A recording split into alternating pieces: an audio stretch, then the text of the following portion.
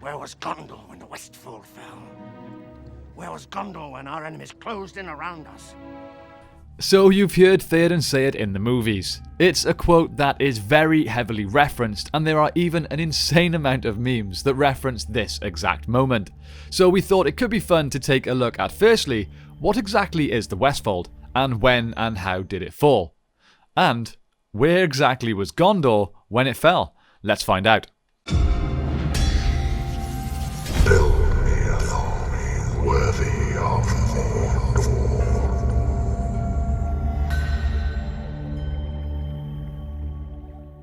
So first of all, where and what exactly is the Westfold? Well, it was the western part of Rohan, close to the White Mountains and sitting between the River Isen and the Fold. The north-south road ran through the Westfold from the fords of Isen all the way to Edoras. The main stronghold in the Westfold was of course Helm's Deep.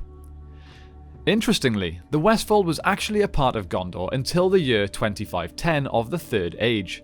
Previously known as Caernarvon, a wide green landscape in northern Gondor which was deserted after the Great Plague. It was eventually populated by the Dunlendins. Then during the rule of Steward Cirion, Gondor faced a series of attacks by the Balcoth, a clan of Easterlings under the sway of Dol Guldur. Steward Cirion sent out messages to all of Gondor's allies to call for help. The call was answered by Eorl the Young, who helped defeat the Balcoth at the Field of Celebrant. To show his gratitude, Cirion granted all of Caernarvon except Anarion to the Eotheod. After they settled in Caernarvon, it became known as Rohan, and with it, the Westfold.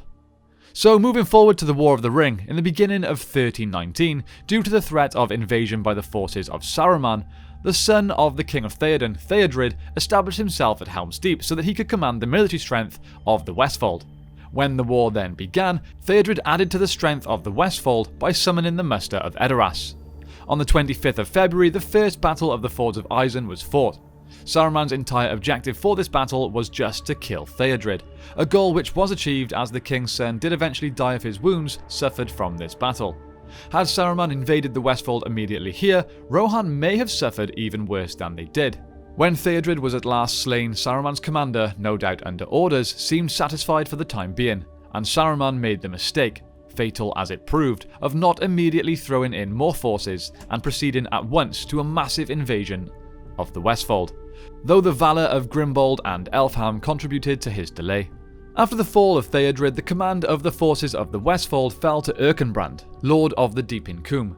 But after the second battle at the Fords of Isen, Erkenbrand's forces were scattered and Saruman's host marched right through the Westfold and attacked the Hornburg, marking the complete fall of the Westfold. Of course, this proved to be the wrong tactical decision as pretty much all of Saruman's Uruks were destroyed during this battle. So now we have a quick history of the fall of the Westfold out of the way, let's cover the bigger question. Where was Gondor? Well, let's get this out of the way first. At the time of all of this, King Theoden was still under Saruman's control, so he would not have called for aid from Gondor anyway, so it's very unlikely that they would even have known about the attacks. Also, I have to point out that this isn't really something that happens in the books. There isn't really any animosity between the two kingdoms. They are long-time allies, but we will answer the question nonetheless. And yes, I do know that there's a chance that Denethor may have known about the attacks because he had a Palantir, but it's not something that we know for sure. Anyway, a few months prior to the invasion of the Westfold, Sauron had sent forces to attack and capture Osgiliath. He succeeded but only captured the part of the city on the eastern side of the river, due to the Gondorian forces destroying the bridge that joined the two sides together themselves. This was done to prevent the complete capture of the city by Sauron's forces. It wasn't until the following March, just a week or two after the Westfold fell, that Sauron launched a full-scale assault on Gondor west of the Anduin, and despite the Rangers' defence of the city, Osgiliath quickly fell to Sauron's armies. It was not just Osgiliath that was attacked, but also the city of Caer-Andros. Sauron had sent a force of orcs and Easterlings there as a way of blocking the Rohirrim's route to come to Gondor's aid. However, they used the secret ride down the Stonewain Valley.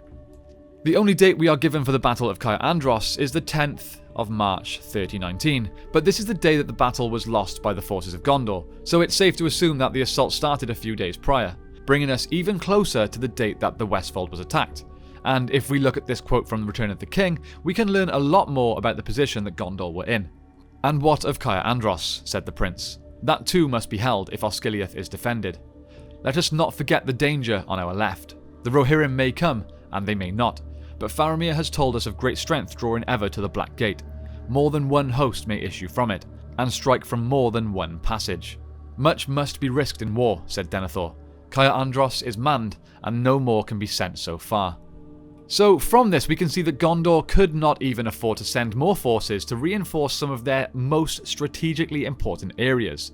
For with the fall of Caer Andros and Osgiliath means a much easier assault on Minas Tirith.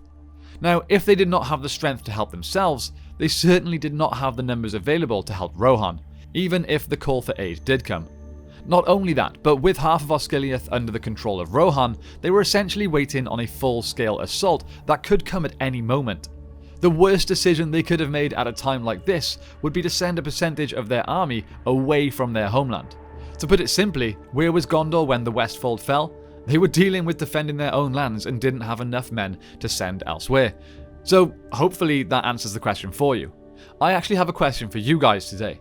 If someone from Rohan had actually sent aid, perhaps Eomer or Erkenbrand, do you think that Gondor would have actually risked putting themselves at further risk by helping, just to honour a long-standing alliance?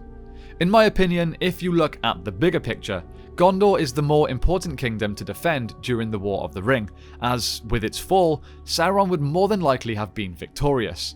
But that is potentially a discussion for another time. Before we go, I would of course like to thank all of our amazing patrons, and an extra special shout out goes to the members of our highest tiers: Kevin, Abram, Matt, Nashith, Denver Steele, Gregory, John and Andrew. We cannot put into words how much we appreciate you guys. That's it from me today, my friends. Thank you so much for watching. Don't forget to like and subscribe for more Lord of the Rings and Middle-earth content, and don't forget to check out our other channels. We've recently, in the last few months, launched The Batcave, which is a channel very similar to this, but purely based around Batman and DC characters. If you're interested in that, feel free to check it out and consider subscribing if you enjoy. Okay, thank you all again. I hope you have a great day, and I will see you next time on The Broken Sword. Build me an army worthy of Mordor.